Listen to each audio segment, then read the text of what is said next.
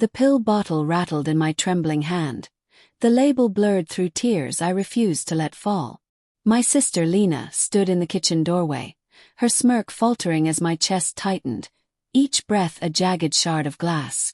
"It was just a prank, Theo," she said, voice thin, like she'd only now realized the weight of her joke. She'd swapped my heart medication for sugar pills, thinking it'd be funny to see me panic. But the doctor's call an hour ago wasn't about my heart condition. It was about something else, something that cracked my world open like a fault line. The morning started with the usual rhythm of our small apartment.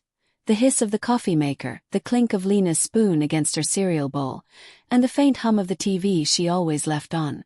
My wife, Mara, was already gone, her shift at the hospital starting before dawn. I'd kissed her goodbye in the dark, her lips soft but distracted, her mind already on patients and charts. Lena, my younger sister, had been crashing on our couch for weeks, her life a mess of failed auditions and barista jobs. She was family, so I let her stay, even when her chaos spilled into my carefully ordered world.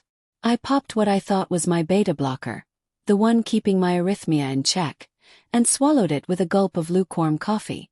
The day felt off from the start. My pulse fluttered, too fast, too uneven. By noon I was dizzy, sweat beading on my forehead as I gripped the edge of the couch. Lena laughed when I asked if she'd seen my pills. "Check the bottle, drama queen," she teased, tossing her hair. Then she froze, her eyes darting to the counter. "Okay, don't freak out, but I swapped them. Just for today. They're sugar pills. You're fine, right?" "Fine." My vision swam. My heart wasn't just racing, it was screaming. I stumbled to the phone, dialing my cardiologist, Dr. Nguyen.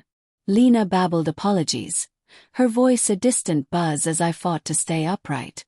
The doctor's office squeezed me in, and an hour later, I sat in a sterile exam room, the paper crinkling under me, the air sharp with antiseptic. Dr. Nguyen's face was unreadable as she reviewed my chart. "Theo, your heart's stable," she said, her voice steady but heavy. "But we found something else in your blood work. It's not related to the pills." My stomach lurched. "What is it?" She hesitated, her pen tapping the chart. "It's a high dose of benzodiazepines. Enough to raise questions. Have you been taking anything new? Or, has anyone close to you been acting unusually?" Benzodiazepines. Sedatives. I hadn't touched them. My mind clawed for answers, landing on Mara. She was a nurse. She had access. But why? My thoughts spiraled, replaying the past few weeks. Mara's late shifts, her phone always face down, her laughter with Lena when they thought I wasn't listening. Small things I'd brushed off. Her perfume lingering in the car after I hadn't driven it, the way she'd pull away when I reached for her hand. I'd told myself it was stress, her long hours.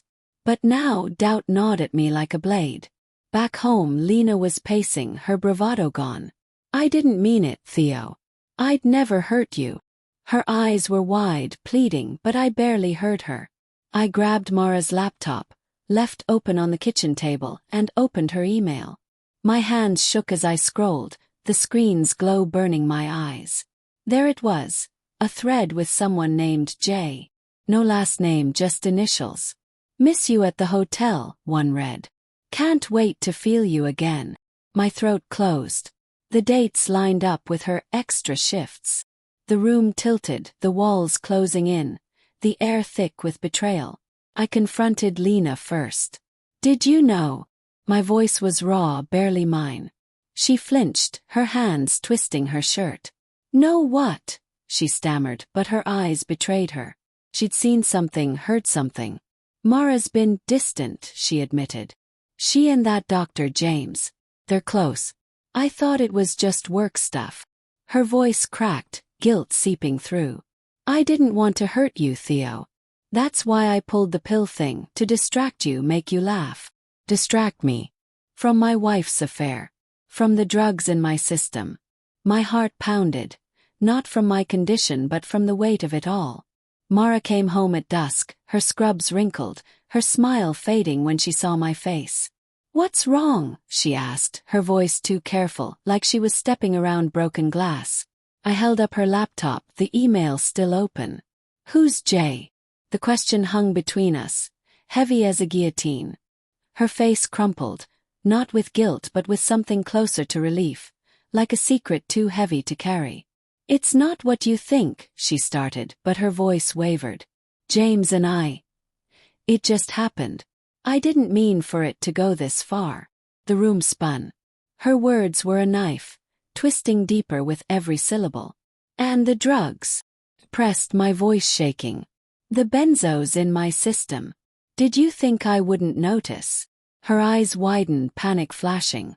I didn't, Theo, I swear I didn't give you anything. But her hands trembled, and I saw the lie in the way she couldn't meet my gaze. The truth unraveled in fragments. Mara had been slipping me sedatives, small doses in my coffee, my food, to keep me docile, to keep me from noticing her late nights, her distance. She hadn't meant to hurt me, she said, tears streaming down her face. She loved me, she claimed, but she loved him too. James. The doctor she worked with, the one whose name she'd whispered in her sleep. Lena had known, had tried to shield me with her stupid prank, thinking it'd keep me from the truth.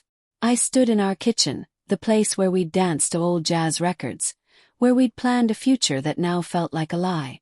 My heart, fragile as it was, wasn't the thing breaking. It was my trust, my love, my everything. Get out, I said, my voice cold, final. Mara sobbed, reaching for me, but I stepped back. Lena tried to speak, but I cut her off. Both of you. The apartment was silent after they left, the air heavy with the scent of Mara's perfume and Lena's regret. I sank to the floor, the pill bottle still in my hand, its label now a cruel reminder. Dr. Nguyen's words echoed. Your heart's stable. But it wasn't. Not really. The betrayal had carved something out of me, something I'd never get back. The twist came later, in a letter slipped under my door days after they'd gone. It was from Mara, her handwriting shaky. I stopped the drugs weeks ago, she wrote. I couldn't do it anymore. I love you, Theo, but I'm not who you thought I was. Tucked inside was a prescription bottle, my real heart medication refilled, untouched. And a note from Lena. I saw her with him. I didn't know about the drugs. I'm so sorry. The final line gutted me. James wasn't just her lover. He's her brother. The world tilted again. Mara's betrayal wasn't an affair. It was a secret family, a life she'd hidden from me. The drugs were to keep me calm while she sorted out how to tell me.